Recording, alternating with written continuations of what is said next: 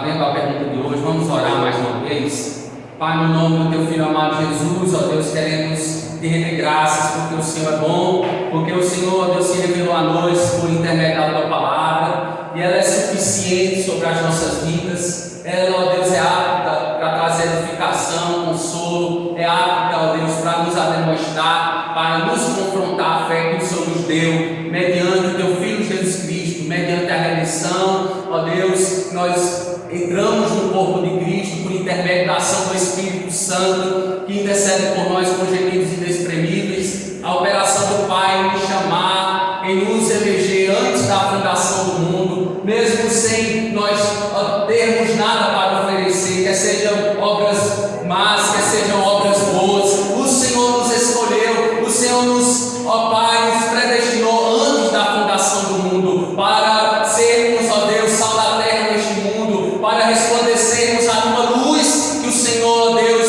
veio sobre nós por intermédio de Jesus Cristo, ó Pai. E nós agradecemos a Ti, ó Pai, como diz o apóstolo Paulo aos Romanos, que o Senhor nos justificou, o Senhor, ó Deus, nos redimiu, ó Deus, antes de todas as coisas. Foi na eternidade o palco da nossa salvação, foi na eternidade, ó Deus, o Senhor, onde o Senhor nos redimiu, foi na eternidade que o Senhor, ó Deus, nos perdoou os pecados, foi na eternidade que o Senhor, Deus, ó Pai, pôde enfermar, ó Deus, a pessoa bendita de Jesus, o Cordeiro de Deus, que tirou o pecado do mundo, que tirou os nossos pecados. Por isso que nós estamos aqui, porque não há nenhum mérito em nós, porque a salvação nós não podemos comprar nem merecê-la, não é por obras humanas, mas é pela obra vicária, substitutiva de Cristo na cruz do Calvário, por intermédio do seu muito amor, por intermédio da sua muita misericórdia, foi por causa de Cristo, então somente por causa do seu sacrifício que estamos aqui, ó Pai.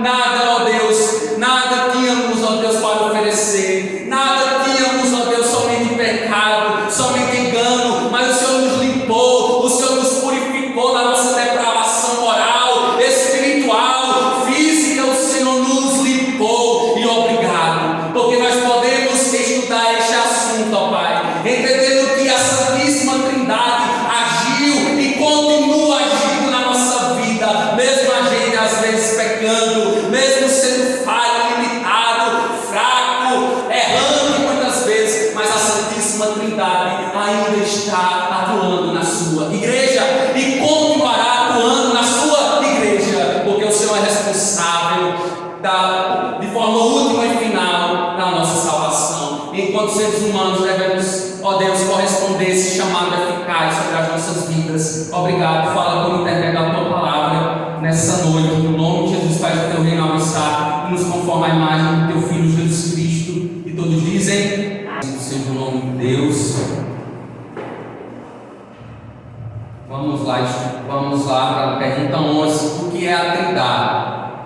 Então a gente estudou de forma breve a Trindade na quinta-feira passada. A gente não tem como aprofundar o assunto, né, porque o tempo não nos permite, e até porque tem coisas na Trindade que a gente chama de mistérios. Então tem coisas na Trindade que a gente só vai compreender se Ele quiser revelar, e isso na eternidade, quando nós formos glorificados. Mas nós nos contentamos com o que a Bíblia já fala sobre o que é a Trindade. Então a gente está contente com aquilo que o Senhor já revelou e mostrou para nós.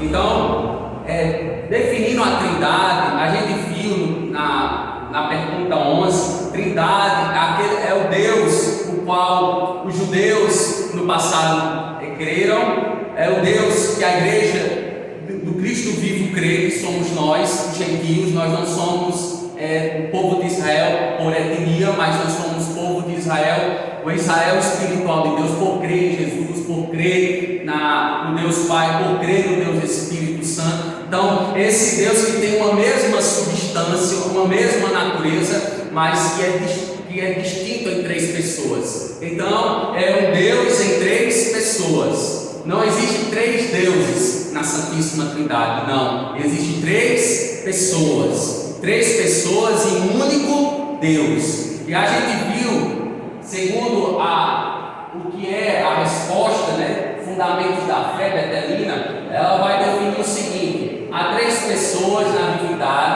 Pai, o Filho e o Espírito Santo. Essas três pessoas são o único Deus verdadeiro e eterno e possuem a mesma essência da divindade. Portanto, são iguais em poder e glória, embora distintas em suas funções na criação, na providência e na redenção. O Pai criando todas as coisas, o Filho redimindo a criação, redimindo aqueles que o Pai deu de antemão, os predestinando, os elegendo antes da fundação do mundo, e o Espírito Santo, aquele que aplica a redenção, aquele que aplica a salvação. O Espírito Santo é o selo, é o registro. Quando a gente vai no cartório registrar um documento nosso, a gente pede o quê? Um registro para que seja autenticado. O Espírito Santo é a autenticação, é a garantia da nossa salvação. Então, a pergunta 12: como a Trindade se revela na história da redenção? Então, a gente vai entender um pouquinho essa pergunta 12 agora dentro da redenção. Qual o papel do Deus Pai na nossa redenção? Qual o papel do Deus Filho na nossa redenção? E qual o papel do Deus Espírito na nossa redenção? Então, a gente vai entender os papéis da Santíssima Trindade na redenção, entendendo que as três pessoas elas têm o mesmo poder, a mesma autoridade, elas têm a mesma majestade, a mesma dignidade, onde que, vou passar aqui o slide para a gente vai estar refletindo a respeito da Santíssima Trindade no decorrer do estudo, mas a título introdutório a gente tem que definir o que é Santíssima Trindade, o que é a Trindade, e a gente introduzir, definindo, mostrando o papel de cada uma, e agora a gente vai tentar aprofundar contextos bíblicos, Então a pergunta 12, observe aí, como a Trindade se revela na história da redenção. Então a Trindade, embora composta por pessoas distintas, por pessoas que têm papéis diferentes, na criação, na providência de todas as coisas, na aplicação da salvação, ao se auto-revelar, expressa uma única vontade. O que é essa palavra auto-revelar? É o Deus único se revelando por intermédio da sua vontade. Então ele quis se revelar, ele quis mostrar o Evangelho que estava oculto sobre as nossas vidas. Então a auto-revelação é da vontade do Senhor, está dentro da sua própria natureza de se auto-revelar. Entendendo que a natureza revela a pessoa de Deus, no interior do homem há uma percepção do Criador. Nós, todo ser humano, aqueles que se chamam ateus, sem fé, sem professar a fé neste Deus, mas que no interior do ateu existe uma percepção do Criador. Então, por isso que Paulo vai dizer que todos são indesculpáveis, porque Deus soprou fogo de vida na minha vida e na tua vida. E enquanto estamos vivos, o nosso dever como alma vivente, como ser vivente, é adorar o Criador. Tem pessoas que não adoram, fecham os olhos para a adoração. Tem pessoas que adoram de forma equivocada. Tem pessoas que adoram criaturas ao invés do Criador. Mas aí é outra coisa. A nossa necessidade é de adorar. Todos aqui têm o desejo de adorar. Todos aqui são adoradores por excelência desse Deus. Porque foi para isso que Deus me criou. Foi para isso que Deus criou a irmãzinha. Foi para isso que Deus criou o irmão Caio. Foi para isso que Deus criou a irmã José Liberado. Foi para isso que Deus nos criou. Foi para adorá-lo. Então importa nós adorarmos Ele em espírito e em verdade. Então essa auto-revelação foi o próprio Deus que quis se revelar a mim, que quis se revelar a você. Foi o próprio Deus que nos recebeu no seu reino. Foi o próprio Deus que nos visitou naquele momento onde a gente era escravo do pecado, onde a gente era escravo do engano, onde a gente estava sujo pelo pecado. Foi o Deus que limpou, foi o Deus que mostrou a nós o caminho, foi o Deus que nos recebeu no seu reino, foi o Deus que nos aceitou no seu reino de amor. Então foi Ele que nos procurou, foi Ele o agente último, primário, último e final da nossa salvação. É esse Deus que se auto-revela, Ele expressa a sua vontade no plano da redenção, O Pai elege, o Filho redime. Olha os papéis aqui, O Pai elege, o Filho redime e o Espírito Santo aplica a redenção na vida do homem pecador. vamos comprovar o que eu estou dizendo. Biblicamente, Gênesis capítulo 1, versos 1 e 2 e o verso 26. A própria ação da Santíssima Trindade dizendo: façamos o homem a nossa imagem. Eclesiastes capítulo 11, verso 5. Não sabeis o caminho do vento. Então, nós não sabemos a vontade de Deus. Nós não sabemos quando o vento sopra ou deixa de soprar. Nós não sabemos se amanhã nós estamos vivos. Nós não temos poder de acrescentar 1 centímetro à nossa altura. Os pardais estão nas árvores, mas não sabemos o tempo que eles vão voar. Deus sabe o tempo de todas as coisas, né? Eclesiastes vai dizer que há tempo para todo o propósito debaixo dos céus. Há tempo para morrer, há tempo para nascer, há tempo para plantar e arrancar o que se plantou. Então Deus soberano é o Deus que está envolvido nas suas três pessoas, esse único Deus na salvação de todo aquele que crê no seu Filho unigênito. João 3:8. Alguém lê para mim, por favor? João 3:8.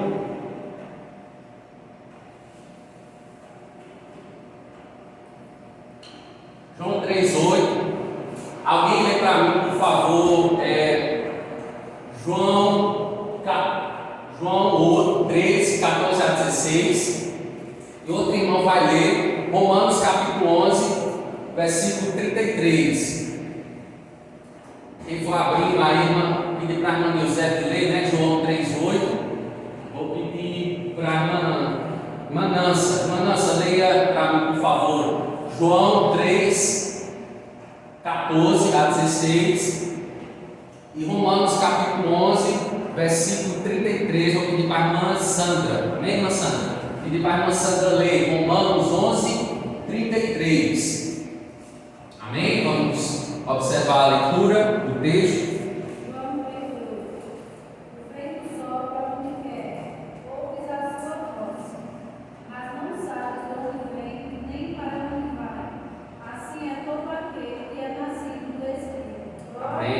Se a gente voltar ao texto, né, nos versículos anteriores, o texto que a irmã Eusébio leu, ele vai dizer: quem é nascido do Espírito é do Espírito, quem é nascido da carne é da carne. Então o Espírito, esse vento do Senhor, esse sopro do Senhor, ele sopra onde ele quer. Ele vai dizer, o Romano vai dizer: eu terei misericórdia, o próprio Deus dizendo, né? Eu terei misericórdia, nas palavras do apóstolo Paulo, inspirado por Deus. Eu terei misericórdia de quem eu quiser ter misericórdia. Então, Paulo citando Isaías, né, um texto inspirado da salvação, da misericórdia do Senhor em salvar alguns, né, do castigo eterno.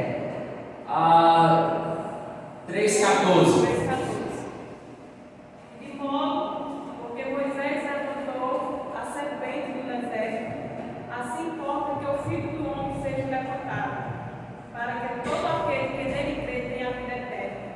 Porque Deus amou o mundo de tal maneira que deu seu Filho unigênito, para que todo aquele que nele crê não pereça, mas tenha a vida eterna.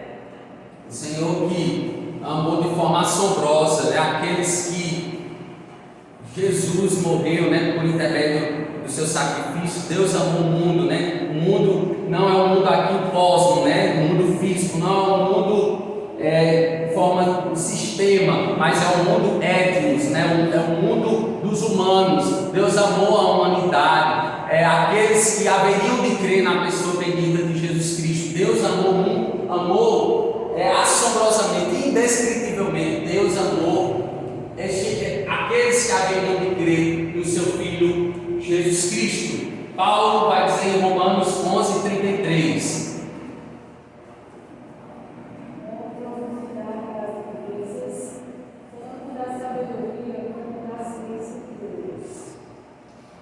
Aprofundar das riquezas, tanto da sabedoria como da ciência de Deus, do conhecimento de Deus, né? A palavra ciência aí é conhecimento prévio, né? De antemão Ele nos amou, de antemão Ele teve misericórdia de nós. Esse texto está totalmente relacionado, se a gente abrir, né? Abram as suas Bíblias.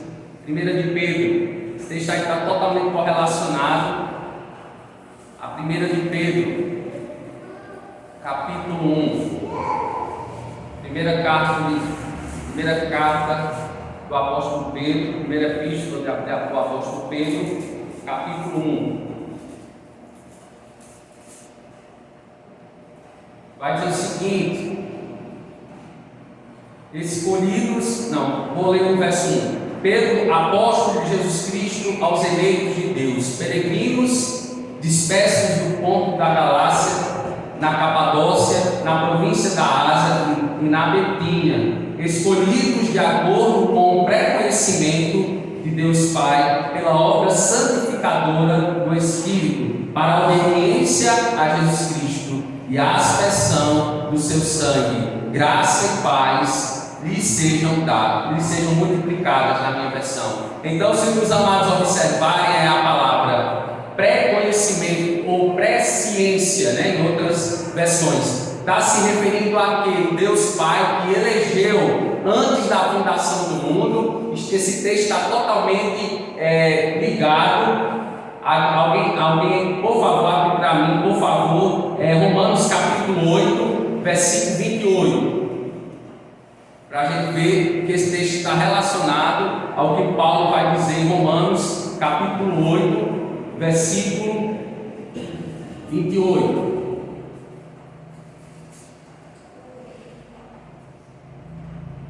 Sabemos que Deus age em todas as coisas para o bem daqueles que o amam, dos que foram chamados de acordo com o seu propósito. Pois aqueles que de antemão, percebam aí a palavra, pré-conhecimento, aqueles que de antemão conheceu, também os predestinou para serem conformes à imagem de seu Filho, a fim de que ele seja o primogênito entre muitos irmãos. Ele e aos que predestinou, percebam, uma ação passada, uma ação antes da eternidade. E aos que predestinou também chamou, aos que chamou também justificou, aos que justificou também glorificou. Então a gente tem que entender esse texto como ele é. É um texto inspirado, é um texto claro, é um texto objetivo. Uma simples leitura, aqueles que são iluminados pelo Espírito Santo observam que Deus, Ele nos escolheu, Ele escolheu os salvos, aqueles que são santificados pela obra do Espírito Santo para trabalhar no serviço dele aqui na terra. Ele escolheu esses para que esses possam ser sal da terra, luz do mundo, ser divulgadores da sua glória entre os povos. Então essa escolha, esse pré-conhecimento de Deus sobre as nossas vidas é na eternidade.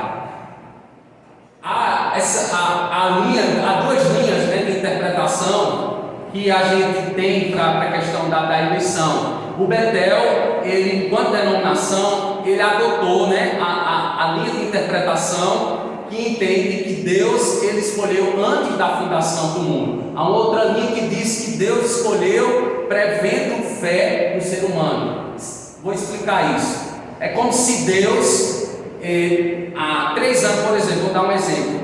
Com 17 anos eu tive uma profunda experiência de salvação com o Senhor. Então, Deus viu que eu ia ter fé nele e por isso Ele me escolheu. Os irmãos conseguem compreender isso? Deus viu que eu ia ter fé nele, por isso Ele me escolheu. Essa linha teológica, é uma linha que a gente chama de arminiana, é da ação preveniente. Deus viu preveniente mesmo que eu ia ter fé nele, por isso Ele me escolheu. Mas a outra linha, reformada calvinista, vai dizer que Deus, Ele de antemão, antes da fundação do mundo, Ele me escolheu, sem eu ter nenhuma obra para oferecer ao Senhor. Quer seja obra boa, quer seja obra má. Então, existem essas duas linhas de interpretação. A gente respeita tanto uma como a outra, mas o Betel, enquanto denominação, ela adota a linha reformada calvinista, que está, a gente entende como uma linha mais biblicamente correta do que a linha arminiana. Amém? Entenderam, irmãos? Então, essa linha de interpretação coloca a salvação tão somente no mistério de Deus. ou está dentro da incumbência de Deus, está dentro do plano eterno de Deus para salvar aqueles que Ele deseja salvar. Porque nós vamos observar diante da nossa injustiça, diante da nossa depravação, ninguém na raça humana merecia a salvação. Deus não tinha obrigação nenhuma, né, vamos dizer assim, de salvar ninguém, porque nós estávamos todos mortos nos nossos delitos e pecados. E aí Deus, por seu amor, por sua graça, Ele nos escolheu. Ele estendeu a mão quando nós estávamos no lamaçal do pecado, né? No Salmo 40 vai dizer isso, né? O nosso estado, né? De lama, de imundícia, de corrupção. Então a nossa mente, ela se encontrava fechada para o Evangelho. O nosso corpo só desejava as coisas da carne. O nosso desejo era se lambuzar no pecado. Mas o Senhor nos limpou, por sua muito e por sua graça maravilhosa, Ele fez assim. Então vamos observar que essa ação de Deus em nós é uma ação do Espírito Santo, né? 1 Coríntios capítulo 2, versículo 11 vai dizer: senão o Espírito de Deus, o Espírito de Deus, por intermédio do Espírito Santo da promessa, Efésios capítulo 1, versos 13 e 14, vai dizer que Deus, por intermédio do seu Espírito, do Espírito Santo da promessa, nos selou para o dia da redenção. Isso é uma ação de Deus em nós. Isso é uma ação de Deus que nos marca, né? Que nos sela. É uma ação de Deus que nos faz sermos novas criaturas. Toda nova criatura, ela agora não participa, né? Ou não deveria participar da velha criação, ou está envolvido, comprometido com as coisas da carne. E se acontecer, né, por acaso, o pecado que acontece na nossa vida de forma acidental, deveria ser assim.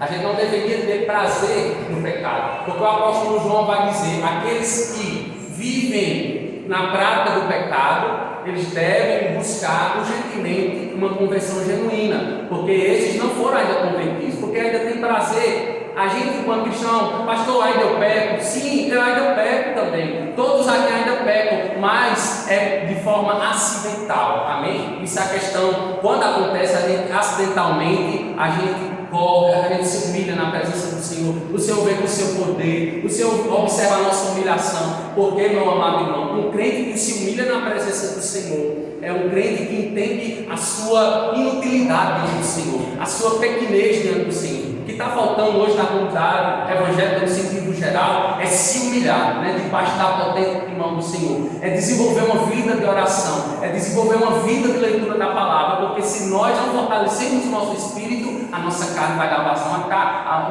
a nossa carne vai estar fraca e ela vai ser seduzida pelos pecados que outrora no passado a gente praticava. Eu digo, né, contando um pouquinho do meu testemunho, eu sou filho de pais evangélicos e eu sou de raiz betelina, né? Meu pai e meus irmãos, sempre nós estivemos na infância indo para a igreja em Betel, lá na cidade de Exu. Aos 10 anos de idade a gente saiu do Betel, né? E fomos para uma outra denominação. Meus pais nos levaram para outra denominação, a presbiteriana. Por isso que eu costumo dizer, né, que eu sou de raiz betelina, mas o meu coração é presbiteriano. Por que eu estou dizendo isso? Porque eu fui batizado por aspersão. Então eu passei, o meu primeiro batismo foi na presbiteriana. Por isso que eu digo que o coração é presbiteriano, porque eu fui batizado na igreja presbiteriana. Logo após fui para a igreja, a Assembleia de Deus, né? A gente passou 4 anos na Assembleia de Deus, onde eu fui rebatizado, né? Eles não aceitam o batismo por aspersão, eu fui rebatizado por um batismo de imersão. Mas por que eu estou contando isso, meus amados irmãos? Porque eu tive eu já tive uma aproximação tanto com uma linha teológica como uma outra linha teológica, que no Betel brasileiro, um seminário interdenominacional, onde a gente aprende a respeitar o assembleiano, onde a gente aprende a respeitar o presbiteriano, onde a gente aprende a respeitar o batista, entendendo que as duas linhas de interpretação não elas, tanto uma como a outra, dentro dos seus critérios, existe uma forma bíblica de de defender cada uma, mas existem pontos de vista, né? Meu ponto de vista é diferente do ponto de vista da irmãzinha. Então a irmãzinha tem que respeitar o meu ponto de vista e eu tenho que respeitar o ponto de vista da irmãzinha. Isso não pode me separar. Amém? A gente está aqui para aprender as duas linhas e respeitar. E eu estou aqui para passar também a forma como o Betel ele enxerga, né? A linha que ele adota é uma linha reformada calvinista, e eu particularmente, né, já diante dos meus estudos, né, que ainda eu preciso me aprofundar mais,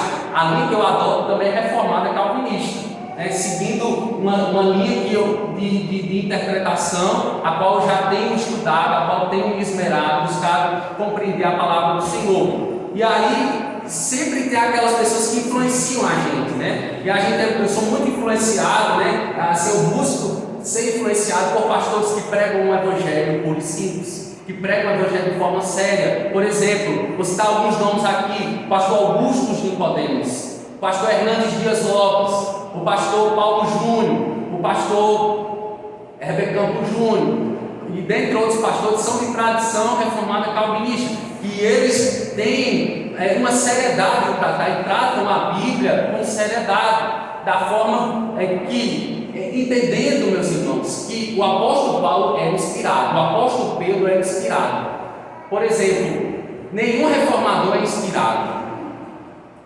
Eu estou dizendo, viu? Lutero não é inspirado, Calvino não é inspirado, Zwinglio não é inspirado, Armínio não é inspirado. Eles são iluminados, como eu e a irmãzinha, a irmã Nança, nós somos inspirados, nós somos iluminados. É diferente inspiração do que iluminação. Inspiração é aqueles que o Senhor deu para estar revelando o texto sagrado. Paulo é inspirado, então a gente se sujeita ao que o Paulo diz. A gente não deve se sujeitar ao que Calvino diz. A gente não deve se sujeitar ao que Armínio diz, mas o que Paulo diz, o que Pedro disse, o que João disse. Então a palavra do Senhor, por isso que um dos pilares da reforma protestante é solos, escritura, somente as escrituras e nada mais. Todos esses homens são falidos, mas o texto é infalível. Amém? Todos os homens são falíveis, mas o texto é infalível. O texto é suficiente. O texto traz salvação para a minha vida. O texto traz salvação para a vida do irmão Ivan. O texto fala conosco. É o texto que é inspirado. Os narradores, os autores bíblicos, eles não são inspirados. Amém? Então a gente estuda para que a gente tome conhecimento dessas linhas de interpretação, mas não é para gerar divisão. Mas o que é que eu percebo hoje em dia? Isso é muito triste, tem causado divisão, não é verdade, meus amados irmãos?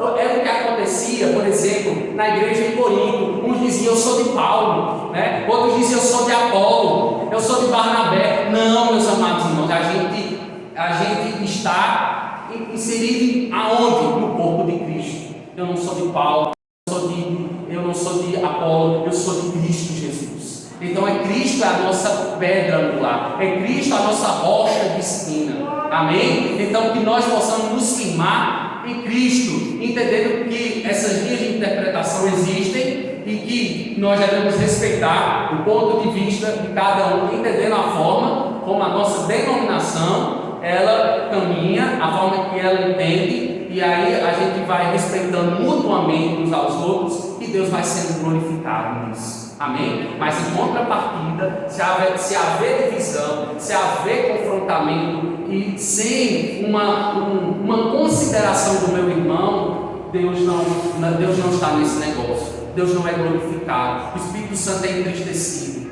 Amém? Porque no corpo de Cristo, o que a gente deve zelar mais é a unidade. Amém? É a unidade e a comunhão. Porque sem unidade nós não fazemos a missão de Deus.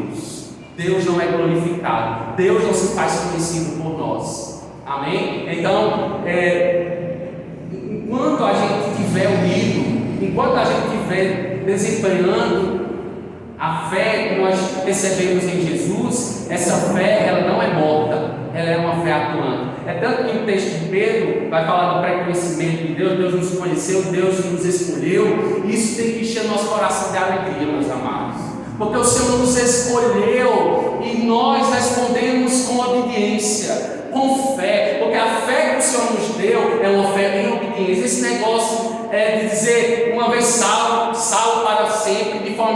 salvo, está errado biblicamente, porque a gente é salvo para as boas obras. Um salvo que não obedece à palavra de Deus, um salvo que não obedece à instrução de Cristo na sua palavra, é um salvo que precisa se converter. Amém? Então a gente precisa de conversão genuína, porque só com conversão genuína a gente obedece, a gente adora de forma bíblica, a gente ama o Senhor de forma bíblica. O que falta em nós é conhecimento da palavra. O conhecimento da palavra é revelador, né? Como o pastor Chaves costumava dizer, né? É revelador, né? Então é revelador o conhecimento da verdade, porque conhecereis a verdade e a verdade vos libertará. É revelador esse conhecimento, é libertador esse conhecimento, meu amado. Então, dando continuidade, só Deus pode superar o nosso pecado e possibilitar que